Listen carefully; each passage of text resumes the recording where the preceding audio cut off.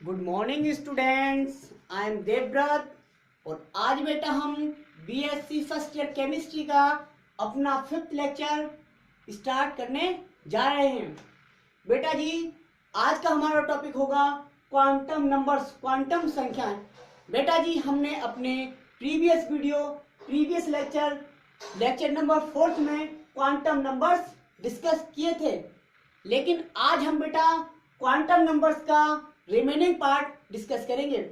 Previous lecture में हमने quantum संख्याएं क्या होती हैं, क्वांटम नंबर्स क्या होती हैं, डिफाइन किया था हमने। ठीक है बेटा, क्वांटम संख्याएं किन्हें कहते हैं हमने बताया था।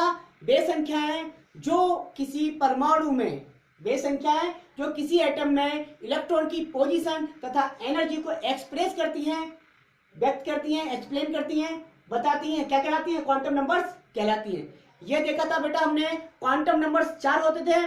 Principal quantum number, azimuthal quantum number, magnetic quantum number और स्पिन क्वांटम नंबर। अर्थात मुख्य क्वांटम संख्या, दिगंशी क्वांटम संख्या, चुंबकीय क्वांटम संख्या और चक्रण क्वांटम संख्या। आज बेटा हम प्रत्येक क्वांटम संख्या को कैसे निकालते हैं और प्रत्येक क्वांटम संख्या क्या बताती है और किस तरह से प्रदर्शित करते हैं, यह देखते हैं। तो सबसे पहले टॉपिक डाल दिया हमने, पहली क्वांटम संख्या स्टार्ट की है। पहली क्वांटम संख्या कौन सी थी? Principal quantum numbers. प्रिंसिपल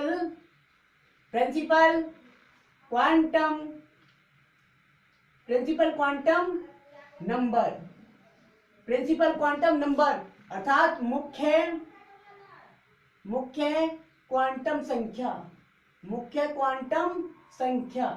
ठीक है बेटा जी, मुख्य क्वांटम संख्या ये क्या होती है? तो देखो बेटा, प्रत्येक क्वांटम संख्या में हम 3-4 पॉइंट लिखवाएंगे। ठीक है बेटा, तो देखो मुख्य क्वांटम संख्या जो होती है उसे स्मॉल एन से रिप्रेजेंट करते हैं। कैसे? स्मॉल एन से। Be represent principal quantum number by small n. अर्थात मुख्य क्वांटम संख्या को, प्रिंसिपल क्वांटम नंबर को, मुख्य क्वांटम संख्या को प्रिंसिपल क्वांटम नंबर को स्मॉल एन से रिप्रेजेंट करते हैं। स्मॉल एन से रिप्रेजेंट करते हैं, दर्शाते हैं, रिप्रेजेंट करते हैं। ठीक है बेटा, हो गया। प्रिंसिपल क्वांटम नंबर को स्मॉल एन से रिप्रेजेंट करते हैं, पहली बात। ठीक है, दूसरी बात, ये प्रिंसिपल क्वांटम नंबर बताती क्या है, क्या जानकारी देती है हमें इलेक्ट्रॉन के बारे में? तो बेटा प्रिंसिपल क्वांटम नंबर हमें इलेक्ट्रॉन के ऊर्जा स्तर, एनर्जी लेवल, जिसे कहते हैं हम कोष के बारे में बताती है। तो क्या लिखेंगे? Principal quantum number, principal quantum बेटा नंबर, प्रिंसिपल क्वांटम नंबर। मुख्य क्वांटम संख्या हमें इलेक्ट्रॉन के मुख्य ऊर्जा स्तर,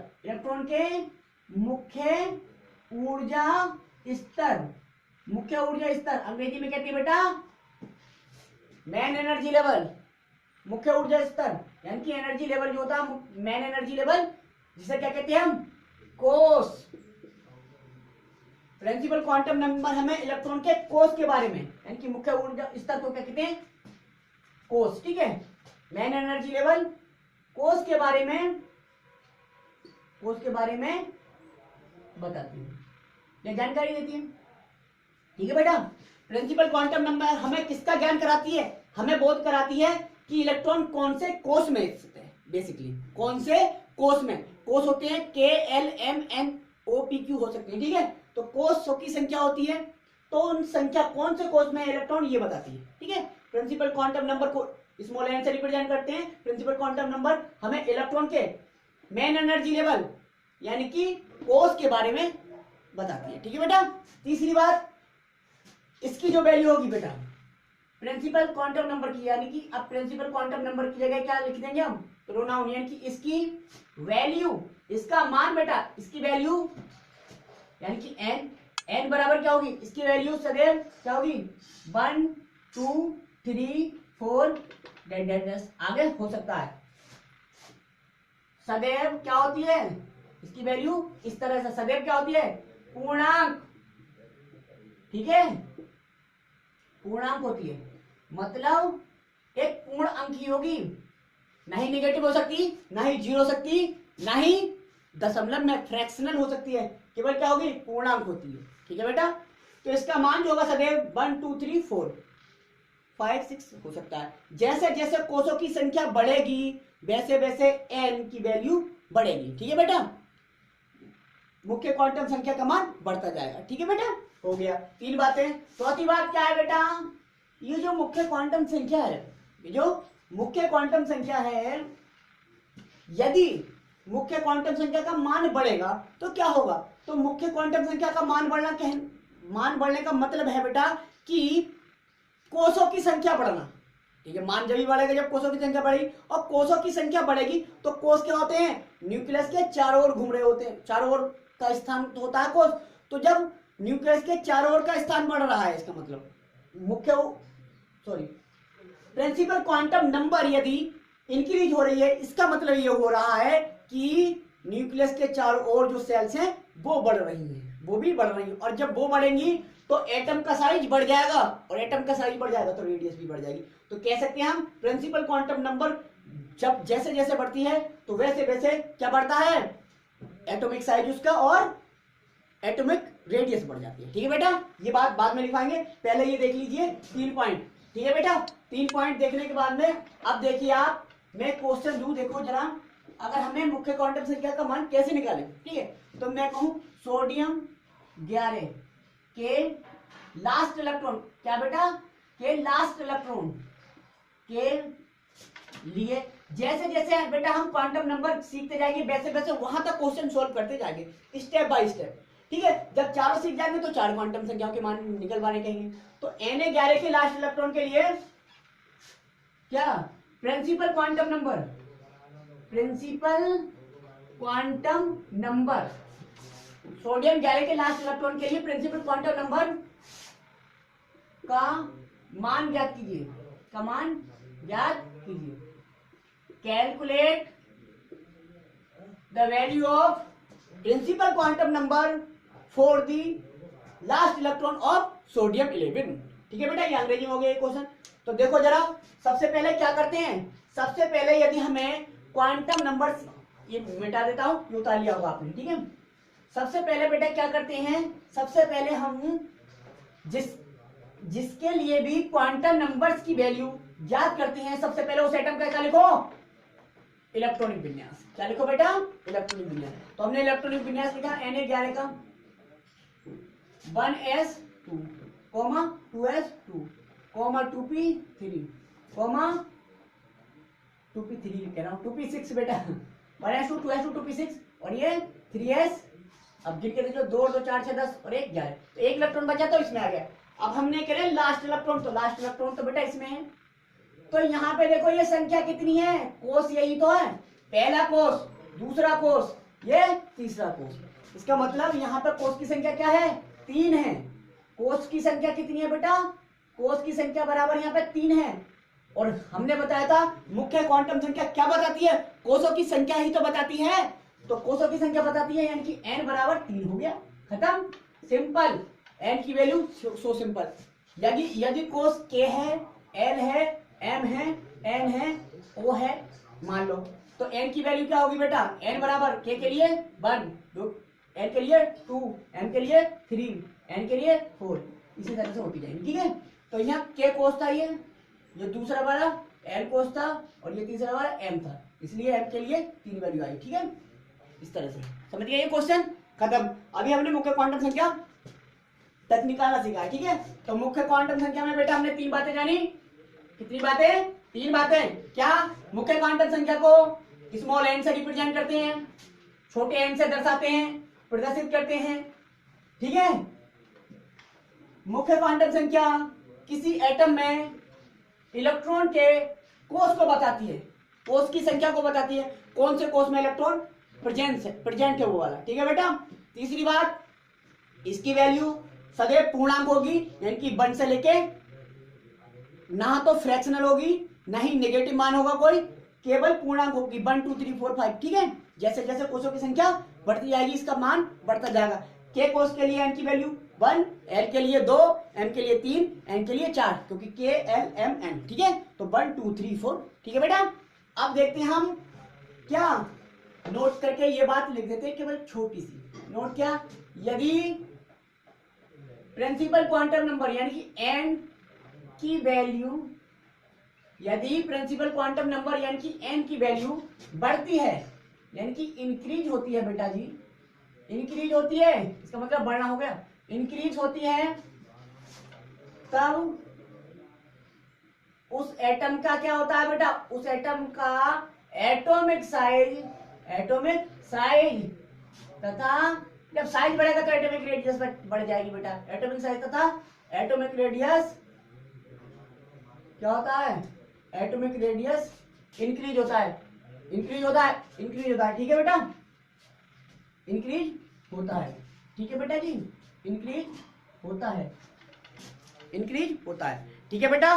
देख लीजिए, जैसे जैसे क्या होगा, जैसे जैसे बेटा n की वैल्यू इंक्रीज होगी, वैसे वैसे एटम का एटॉमिक साइज तथा एटॉमिक रेडियस क्या होगी? इंक्रीज होगी, एटॉमिक रेडियस भी इंक्रीज होगी, ठीक है बेटा जी, ये हो गया।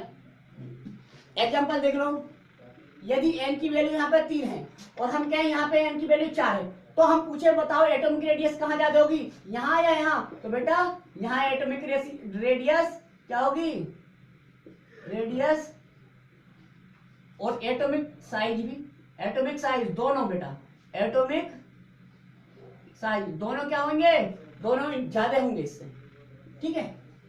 एटॉमिक रेडियस भी और एटॉमिक साइज भी ज्यादा होंगे, क्योंकि यहाँ n की वैल्यू 4 है, ये इसका मतलब यहाँ पे 4 कोस है, यहाँ पे 3 कोस है, ठीक है, यानी कि यहाँ पे तीसरा कोस है और यहाँ पे चौथा कोस है, तो 4 संख्या ज्यादा है, यानी कि उसका साइज बड़ा हो जाएगा, ठीक है बेटा। हाँ, बस खत्म, प्रिंसिपल क्वांटम नंबर खत्म। दूसरा एजीमुथल क्वांटम नंबर, दूसरा हेडिंग डाली बेटा हमने एजीमुथल क्वांटम नंबर, ये है आपकी heading azimuthal quantum number, azimuthal quantum number, AZIMUTHAL, azimuthal quantum number, जिसे कहते हैं द्विगंशी। हम क्या कहते हैं बेटा? द्विगंशी क्वांटम संख्या, द्विगंशी क्वांटम संख्या हो गया बेटा, द्विगंशी क्वांटम संख्या, ये था आपका द्विगंशी क्वांटम संख्या, हो गया। अब बेटा इसमें भी 4 बातें जानेंगे, जैसे हमने प्रिंसिपल क्वांटम नंबर में जाना, इसमें भी 3-4 बातें, 3-4 पॉइंट जानते हैं हम। क्या? उसमें पहली बात थी प्रिंसिपल क्वांटम नंबर को स्मॉल n से रिप्रेजेंट करते हैं, तो इसमें भी same line, azimuthal quantum number को, यानी कि इसे पूरा नाम लिख लेना आप, एजीमुथल क्वांटम नंबर को हम कह रहे हैं इसे एजीमुथल क्वांटम नंबर को, इसे बेटा स्मॉल स्मॉल l से रिप्रेजेंट करते हैं, छोटे l, स्मॉल l से क्या करते हैं? प्रदर्शित करते हैं, दर्शाते हैं, रिप्रेजेंट करते हैं, ठीक है बेटा। एक बात हो गई, ये जान गए आप, इसे कैसे स्मॉल l से रिप्रेजेंट करते हैं। दूसरी बात बेटा हमने उसमें लिखा था, इसमें प्रिंसिपल क्वांटम नंबर में देखो, एक याद करोगे, बाकी 3 में 1 सेकंड में याद करवा दो, क्योंकि वैसे ही सेम पॉइंट लिखवाऊंगा मैं जैसे प्रिंसिपल क्वांटम नंबर में लिखवाया था, ठीक है बेटा। इसे स्मॉल l से रिप्रेजेंट करते हैं, ठीक। उसमें बोला था हमने दूसरे पॉइंट में कि मुख्य क्वांटम संख्या क्या बताती है? मुख्य क्वांटम संख्या इलेक्ट्रॉन के कोष को बताती है, तो ये एजीमुथल क्वांटम नंबर संख्या क्या बताती होगी इलेक्ट्रॉन के? तो बेटा यह क्वांटम नंबर, यह क्वांटम संख्या इलेक्ट्रॉन के बेटा किसे बताती है? यह क्वांटम नंबर यानी कि यह क्वांटम संख्या इलेक्ट्रॉन के उप ऊर्जा स्तर को, क्या बेटा? उप ऊर्जा स्तर, उसने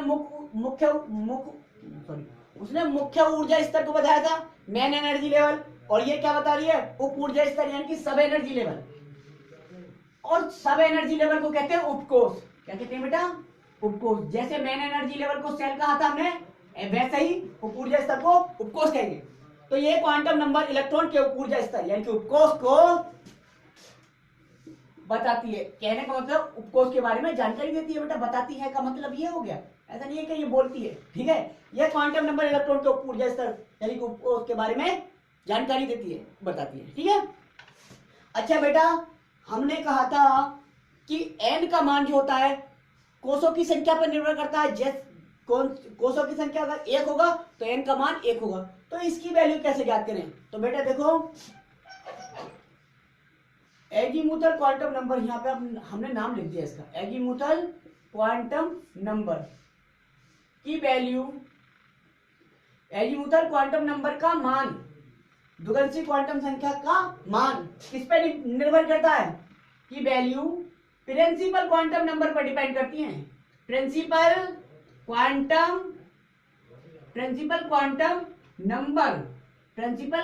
नंबर पर डिपेंड करती है। प्रिंसिपल क्वांटम नंबर पर डिपेंड करती है। ये कह सकते हैं शॉर्ट में बेटा, एल का मान एन के मान पर डिपेंड करता है। किसका मान? एल मतलब एजीमुथल क्वांटम नंबर, वो किस पे डिपेंड करेगी? प्रिंसिपल क्वांटम नंबर यानी कि एन पर, एन की मान पर। ठीक है, तो एजीमुथल क्वांटम नंबर की वैल्यू प्रिंसिपल क्वांटम नंबर पर डिपेंड करती है। अब कैसे करती है? तो लिखो, इसकी वैल्यू बेटा एन माइनस जीरो सहित बेटा कहां तक होती है? जीरो सहित n माइनस वन तक होती है। जीरो से n-1 तक होती है। यह बेटा बहुत इंपॉर्टेंट बात है। जीरो से लेके n-1 तक इसकी वैल्यू होगी। n की वैल्यू अगर मान लो 1 है, n की वैल्यू 1 है, तो l की वैल्यू क्या होगी? 0। अब 0 से n-1, n का मान 1। अब 1 में से 1 घटाएगा तो फिर 0। 0 से 0 तक मतलब 0 केवल। ठीक है बेटा, समझ गए आप? 0। यदि मान लो n की वैल्यू 2 है, n का मान 2 है, तो l का मान क्या होगा? 0 से, तो 0 लेंगे। n-1, अब n का मान 2 है, 2 में से 1 घटाओ, ये तो मतलब है जो मान n का लिया है उसमें से 1 कम करो और 0 से सब लिख दो। ठीक है, तो 0 और 1 हो जाएगा। अगर n की वैल्यू 3 है तो क्या हो जाएगा? 3 में से 1 घटा के कम कर लो, 2 बचे, यानी कि 0 से 2 तक कौन सी संख्या आती है? 0, 1, 2। ठीक है, 3 वैल्यू हो गई। यदि n की वैल्यू 4 है, कितनी बेटा? 4 है, तो 4 है तो 0 से n-1 तक का मतलब क्या हो गया? 4 में से 1 घटाएंगे ना, तो 3 बचा, तो 0 से 3 तक, तो 0, 1, 2, 3, 4 मान हो गए। ठीक है बेटा, ये तो इसकी वैल्यू 0 से n-1 तक होती है। अब कुछ देख लेते हैं। यदि बेटा हम कहें, ये 4 पॉइंट नोट कर लो, उसके बाद हम थोड़ा ऊपर ही लिखते हैं। ठीक है बेटा, इसे स्मॉल एल से रिप्रेजेंट करते हैं। ये क्वांटम नंबर इलेक्ट्रॉन के उपऊर्जा स्तर यानी कि उपकोष को बताती है। तीसरा पॉइंट, एजीमुथल क्वांटम नंबर की वैल्यू प्रिंसिपल क्वांटम नंबर पर डिपेंड करती है। अर्थात द्विगंशी क्वांटम संख्या का मान बेटा मुख्य क्वांटम संख्या पर निर्भर करता है। It's so simple. इसकी वैल्यू 0 से n-1 तक होती है, यानी कि n का मान हमें पता है, और यदि हमसे वो l का मान निकलवाएगा तो हम क्या करेंगे? 0 से लेकर कहां तक? n-1 तक इसकी वैल्यू रख देंगे। ठीक है बेटा, n के मान में से 1 घटाते हैं वहां तक। ठीक है, अब देखते हैं जरा कुछ थोड़ा इसे और इजी बनाएं। Let's do it. चलो ये करें, कैसे करते हैं देखते हैं। चिंता ना करो बेटा, बिल्कुल निकालने से सिखाऊंगा, क्वेश्चन करवाएंगे न्यूमेरिकल। देखो बेटा, ये है, यदि मुख्य क्वांटम संख्या यानी कि n का मान 1 आया तो l बराबर क्या होगा? तो l का मान क्या होगा? 0। क्यों होगा 0? क्योंकि हमें ये फॉर्मूला पता है, l बराबर होता है 0 सहित n-1। अब लगा लो 0, n-1, n की जगह कितना मान माना? 1, तो 1 में से 1 गया, फिर क्या बता? 0 से 0 तक। अब 0 से 0 तक का मतलब केवल 0 हुआ। ठीक है बेटा, ऐसे। ठीक है, इसलिए n बराबर यदि 1 आएगा तो l का मान 0 आएगा, और 0 l के मान 0 किसके लिए आता है? s उपकोष के लिए, s ऑर्बिटल, सॉरी s उपकोष के लिए। इसके लिए बेटा s उपकोष के लिए, s सब सेल के लिए, उपऊर्जा स्तर के लिए। l 0 मान किसके लिए आता है? s उपकोष के लिए। ठीक है, और यदि n बराबर बेटा 2 है तो मान क्या होंगे? तो l बराबर क्या होगा? 0 होगा और 1 होगा। ठीक है, और ये किसके लिए है? तुम्हें पता है, s उपकोष के लिए। तो ये वाला किसके मान लिए होगा? ये वाला मान 1, 1 मान किसके लिए होगा बेटा? पी उपकोष के लिए, पी उपकोष के लिए, पी उपकोष के लिए। ठीक है बेटा जी। यदि बेटा n बराबर 3 है तो l बराबर क्या होगा? तो l बराबर होगा 0 होगा, 1 होगा और 2 होगा। एक घटाते जा रहे हैं बेटा, केवल 0 से लेके n में से एक घटाए वहां तक लिखना है। तो 0 1 2, 0 किसके लिए होता है? s के लिए, 1 p के लिए और 2 d ऑर्बिटल के लिए, सॉरी d उपकोष कहेंगे हम, d उपकोष के लिए। कौन से उपकोष के लिए? d उपकोष के लिए। ठीक है बेटा जी। अब आप देखें n बराबर 4 हो तो n बराबर 4 हो तो क्या होगा? तो l बराबर तो क्या होगा बेटा? तो l बराबर क्या होगा? l के कितने मान होंगे? 0 होगा एक तो मान, 1 होगा, 2 होगा और 3 होगा, है ना? एक घटा दिया। ये किसके लिए है? ये s उपकोष के लिए, ये p उपकोष के लिए वैल्यू होती है और ये d उपकोष के लिए और ये f उपकोष के लिए, ये f उपकोष के लिए। बेटा दिख रहा है तो बोल रहा हूं, नहीं दिख रहा तो भी बोल रहा हूं। यदि n बराबर 4 है तो l के मान 3 होंगे, 0 होगा, 1 होगा, 2 होगा, 3 होगा, क्योंकि एक घटा दिया हमने n-1। तो 0 वैल्यू s उपकोष के लिए होती है, 1 वैल्यू p उपकोष के लिए, 2 वैल्यू d उपकोष के लिए और 3 वैल्यू f उपकोष के लिए। ये हम पे आ गया। ठीक है बेटा, ये हम पे आ गया। अब हम क्वेश्चन करते हैं। ठीक है बेटा जी, क्या करते हैं? क्वेश्चन, सवाल करते हैं। देखें आप, सवाल करते हैं, सवाल करेंगे तब आपको दिख जाएगा। अभी हम कौन कौन सी वैल्यू निकालेंगे केवल बेटा? n और l।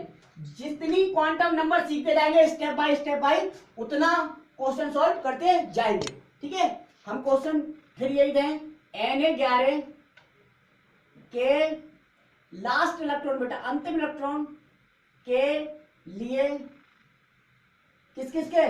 n तथा l, क्योंकि दो सीख लिया हमने, एक n सीख लिया और दूसरी l। n तथा l के मान बताइए। कौन से इलेक्ट्रॉन के लिए पूछ रहा है बेटा?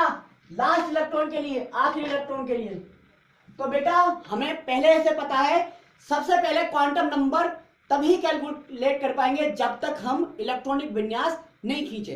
ठीक है, तो सबसे पहले हमें क्या करना पड़ता है? सबसे पहले हमें इलेक्ट्रॉनिक कॉन्फ़िगरेशन करना पड़ता है और देखना पड़ता है 11वां इलेक्ट्रॉन कौन से उपकोष में जा रहा है, सॉरी कौन से कोष में जा रहा है, कौन से उपकोष में जा रहा है। जोन से कोष में जा रहा है वो n का मान, जोन से उपकोष में जा रहा है वो l का मान। ठीक है बेटा, तो देखो 1s2, 2s2, 2p6, 3s1। Last electron तो बेटा जी ये वाला है और ये वाला इलेक्ट्रॉन कौन से उपकोष में जा रहा है? तीसरे में। तो n बराबर तो हमें पता चल गया 3, खत्म यहीं से। कौन से कोष में जा रहा है? तीसरे कोष में। ये दूसरा कोष, ये पहला कोष, यानी कि ये k, ये l और ये m था। ठीक है, तो m के लिए मैंने पहले वो बता दिया था। ये गिन लो बेटा, 1 2 2, तो यहाँ 3 है। तो ये संख्या जो होती है कोष को बताता है, तो कोष तो यही है, ये तो उपकोष है बेटा। ठीक है, तो n बराबर 3 आ गया। तो बेटा l बराबर कैसे निकालेंगे? तो l बराबर क्या होता है? l बराबर फॉर्मूला मैंने बताया था, l बराबर होता है 0 से n कहां तक? n-1 तक, 0 से n-1 तक। इस फॉर्मूले को लगा दो तो l बराबर 0 मानोगे तो n-1, n 3 है, 3 में से घटा दो तो कहां तक? 2 तक। ठीक है, यही हो गया। अब l की वैल्यू क्या आ गई? 0 से 2 तक के बीच में कौन कौन से संख्या आती है? 0 1 2, यही तो 3 मान होंगे। अब देखो बेटा 3 मान हो गए, अब कौन सा वैल्यू लिखेंगे l की? तो देखो बेटा हमने पहले बताया था 0 वैल्यू कौन से ऑर्बिटल के लिए होती है? s के लिए और 1 p के लिए और 2 d के लिए। अब देखो इलेक्ट्रॉन कौन से उपकोष में है? s उपकोष में। तो s उपकोष में के लिए 0, p के लिए 1 होती है और d के लिए 2, यानी कि 0 किसके लिए होती है? s उपकोष के लिए 1, p के लिए और 2 d के लिए। तो s ऑर्बिटल में है, सॉरी s उपकोष में है इलेक्ट्रॉन, तो वैल्यू ये वाली हो जाएगी, यानी कि l बराबर क्या हो गया? 0, खत्म। ठीक है बेटा, आंसर आ गया। n बराबर 3 आ गया और l बराबर 0, ये आंसर है आपका। 2 क्वांटम संख्या सीख गए। ठीक है, क्वेश्चन करवा दिया। अब तीसरी क्वांटम संख्या सीखते हैं बेटा, क्या है? Magnetic quantum number. उतार लीजिए, मिटाते हैं हम। मैग्नेटिक क्वांटम नंबर, चुंबकीय क्वांटम संख्या, चुंबकीय बेटा जी क्वांटम संख्या, चुंबकीय क्वांटम संख्या। ठीक है बेटा, तो हेडिंग डालो जल्दी, चुंबकीय क्वांटम संख्या। हमारी स्लाइड खत्म होने वाली है। ठीक है, जब तक आप हेडिंग डालो, चुंबकीय क्वांटम संख्या जिसे कहते हैं मैग्नेटिक क्वांटम नंबर। क्या कहते हैं बेटा? मैग्नेटिक क्वांटम नंबर, चुंबकीय क्वांटम संख्या। ये मैग्नेटिक क्वांटम नंबर है क्या? ठीक है बेटा, लिख लिया मैग्नेटिक क्वांटम नंबर। तो बेटा जैसे हमने पहले सभी जो मतलब दो क्वांटम नंबर जो अभी करवा दिए वो पढ़ाई हैं, ऐसे ये पढ़ाएंगे सिंपली। ठीक है, तो देखो ये क्या होता है, चुंबकीय क्वांटम संख्या। चुंबकीय क्वांटम संख्या क्या होती है बेटा? चुंबकीय क्वांटम संख्या। मैग्नेटिक क्वांटम नंबर, देखिए आप, magnetic quantum number, magnetic quantum number, magnetic quantum number जिसे कहते हैं हम बेटा जी चुंबकीय, अभी भी नहीं चल रहा, चुंबकीय क्वांटम संख्या। चुंबकीय क्वांटम संख्या, चुंबकीय क्वांटम संख्या है क्या? तो बेटा इसमें भी 4 बातें लिखेंगे, लिख दी हमने ये 3-4 बातें। सबसे पहले लिखा था प्रिंसिपल क्वांटम नंबर में इसे स्मॉल एन से, तो इसे क्या लिखेंगे? इसे बेटा स्मॉल एम से रिप्रेजेंट करते हैं, स्मॉल एम से दर्शाते हैं, से रिप्रेजेंट करते हैं। ठीक है बेटा जी, इसे काय से रिप्रेजेंट करते हैं? स्मॉल एम से, इसे स्मॉल एम से दर्शाते हैं, प्रदर्शित करते हैं। ठीक है बेटा, अच्छा ये क्वांटम नंबर क्या बताती है, किसके बारे में बताती है? ये क्वांटम संख्या हमें इलेक्ट्रॉन के और इलेक्ट्रॉन के बारे में क्या जानकारी देती है? ठीक है, तो यह देखो, यह क्वांटम संख्या, यह क्वांटम नंबर, यह क्वांटम नंबर क्या बताती है? यह क्वांटम नंबर हमें ऑर्बिटल्स के बारे में बताती है, ऑर्बिटल्स के बारे में बताती है। ऑर्बिटल्स के बारे में क्या बताती है? कि इलेक्ट्रॉन कौन से, बेटा जी इलेक्ट्रॉन कौन से ऑर्बिटल में प्रेजेंट है, उपस्थित है। प्रेजेंट को ऐसे लिख दिया प्लस ब्रैकेट में एंटी, प्रेजेंट है यानी कि उपस्थित है। यह क्वांटम संख्या हमें ऑर्बिटल के बारे में बताती है कि इलेक्ट्रॉन कौन से ऑर्बिटल में उपस्थित है। ठीक है बेटा, इसे नॉट से एम से रिप्रेजेंट करते हैं और ये ऑर्बिटल के बारे में बताती है। ठीक है, ऑर्बिटल यानी कि ये इलेक्ट्रॉन की, ये ऑर्बिटल में इलेक्ट्रॉन की पोजीशन बताती है, यह ऑर्बिटल में इलेक्ट्रॉन की पोजीशन। ठीक है, कौन से ऑर्बिटल में इलेक्ट्रॉन हमारा है बेसिकली। ठीक है बेटा, तीसरा बात करें कि इसकी वैल्यू कैसे ज्ञात करते हैं। ठीक है बेटा, सॉरी, इसकी वैल्यू कैसे ज्ञात करते हैं, इसका मान कैसे ज्ञात करते हैं। ठीक है बेटा, तो इसकी वैल्यू देखिए, इसकी वैल्यू, इसका मान, इसकी वैल्यू बेटा एजीमुथल क्वांटम नंबर पे, एजीमुथल की वैल्यू डिपेंड करी प्रिंसिपल पे, अब मैग्नेटिक की करेगी एजीमुथल पर। तो इसकी वैल्यू एजीमुथल क्वांटम नंबर, इसकी value azimuthal quantum number, azimuthal quantum number, इसकी वैल्यू एजीमुथल क्वांटम नंबर पर डिपेंड करती है। अर्थात बेटा हम कह सकते हैं कि इसका मान किसका, चुंबकीय क्वांटम संख्या का मान द्विगंशी क्वांटम संख्या यानी कि एल के मान पर निर्भर करता है। अर्थात एम का मान बेटा, एम का मान डिपेंड करता है काहे पे? एल के मान पे। खत्म, एम का मान डिपेंड करता है एल के मान पर। ठीक है, अच्छा वो कैसे डिपेंड करता है? तो देखो, इसे कैसे, मैग्नेटिक क्वांटम नंबर को इसे निम्न फॉर्मूला द्वारा ज्ञात कर सकते हैं। निम्न फॉर्मूला FORMULA, इसे निम्नलिखित सूत्र द्वारा क्या कर सकते हैं बेटा? कैलकुलेट कर सकते हैं। क्या कर सकते हैं? कैसे कैलकुलेट कर सकते हैं? देखो, m बराबर होता है बेटा, m बराबर होता है -L से 0 सहित, कहां तक? -L से 0 सहित +L तक। इसके मान जो होते हैं m के, वो क्या होते हैं? m के मान होते हैं -L से लेकर 0 सहित +L तक। जैसे मान लो अब मैं कहूं L का मान 3 है, तो m का मान क्या होगा? तो देखो m का मान क्या होगा? -L यानी कि -3, -3 से 0 से +3 तक, यानी कि l की जगह l का मान लिख दो। मैंने यहाँ कहा l बराबर 3 है तो m का मान ज्ञात करिए। तो m के मान कितने होंगे? देखो m के मान क्या होंगे, l की जगह l का मान लिख दो, -3 और +3, यही तो होगा। 0 सही है तो -3 से अगर इधर को जा रहे हैं तो -2 -1 फिर आया 0, फिर +1 +2 फिर आया +3। ठीक है बेटा, कितने मान हो गए? 1 2 3 4 5 6 7, 7 मान। ठीक है, तो कहने का मतलब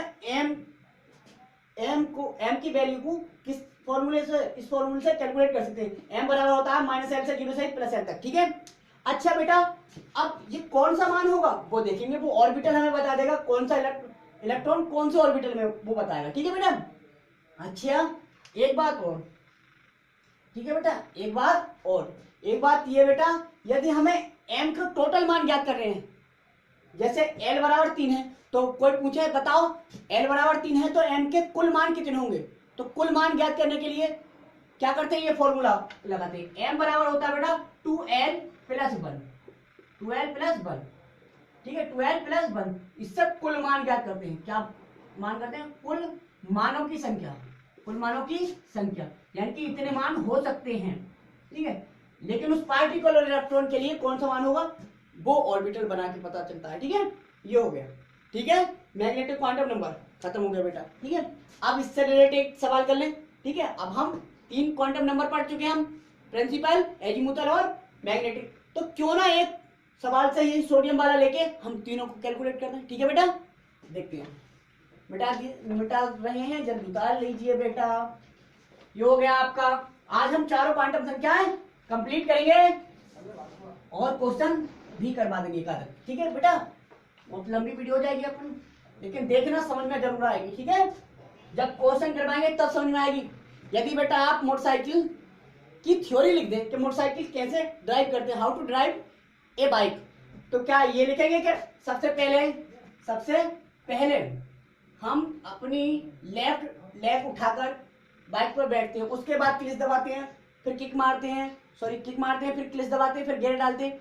आपको पूरी थ्योरी रटवा दी जाए और आपको फिर बैठा दिया जाए मोटरसाइकिल पे, क्या आप परफेक्ट मोटरसाइकिल चला सकते हैं, बाइक चला सकते हैं? नहीं चला सकते, प्रैक्टिकली करना पड़ेगा आपको। ठीक है, तो वैसे ही बेटा हमने पूरी थ्योरी लिखवा दी है, क्वेश्चन जब करवाएंगे तब आपको सब समझ में आएगा। ठीक है बेटा, देखो पहला क्वेश्चन है क्या, Na11 के लास्ट इलेक्ट्रॉन, सब में लास्ट इलेक्ट्रॉन ले रहे हैं तो लास्ट इलेक्ट्रॉन के लिए ले लो, लास्ट इलेक्ट्रॉन के यानी कि 11वें इलेक्ट्रॉन के लिए क्या N, L तथा M, 3 मान ज्ञात हो गए। तो 3 मान हम पढ़ लिए, तो 3 मान की ज्ञात कर लेते हैं। ठीक है, 3 के बारे में हमने पढ़ा, तीनों के मान ज्ञात कर लेते हैं। N, L तथा M के मान बताइए, के मान बताइए।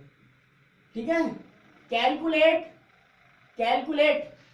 NLM for last electron of Na atom, sodium atom. ठीक है बेटा, ये अंग्रेजी में।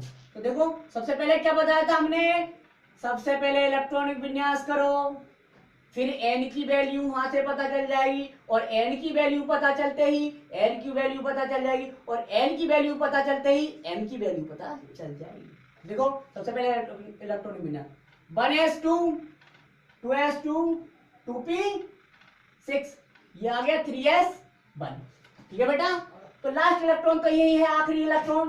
तो आखिरी इलेक्ट्रॉन कौन से कोष में है, तीसरे कोष में, इसलिए n का मान 3 हो गया। ठीक है बेटा, समझ में आया। अब देखिए बेटा, जैसे ही n ज्ञात हो गया तो l का मान ज्ञात करेंगे। कौन सा फॉर्मूला था, 0 से n-1 तक। l का मान क्या होता है, 0 सहित n-1 तक। अब देखो इस फॉर्मूले में लगा दो तो l का मान हो जाएगा 0 से कहां तक, n-1, n 3 है, 3 में से 1 घटा दो वहां तक, तो 2 तक। तो क्या आएगा बीच में, 0, 1, 2, 1 भी तो आएगा क्योंकि 2 तक है। जब मैं कहूं 2 से 5 तक, तो 2 से 5 तक कौन कौन होंगे, 3, 4, 5, 3, 4, क्योंकि 3, 4 भी बीच में। ठीक है बेटा, हो गया।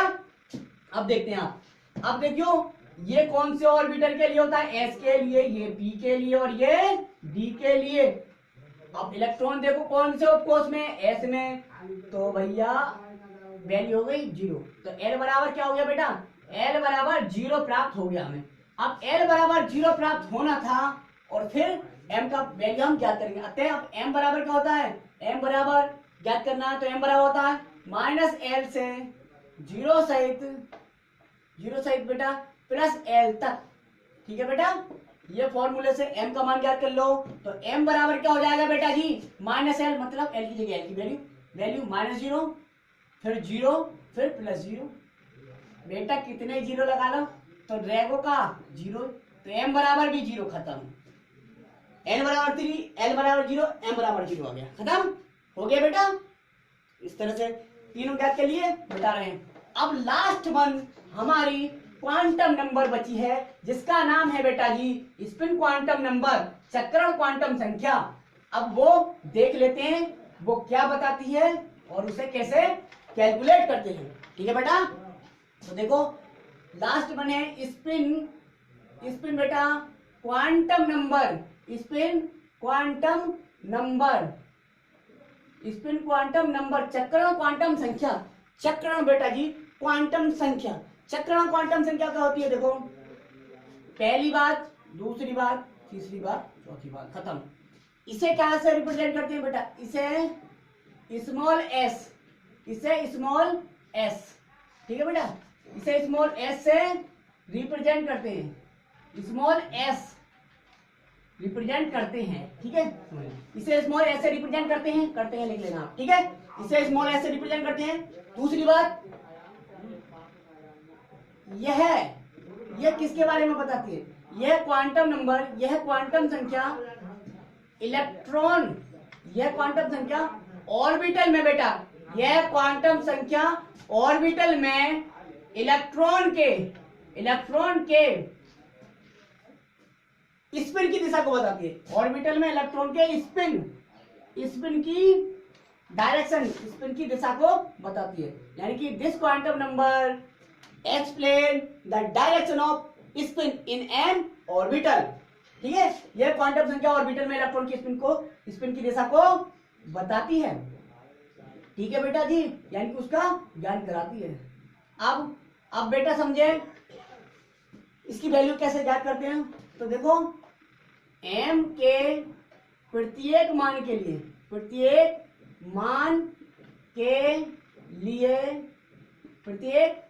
लिए s के बेटा दो मान हो सकते हैं।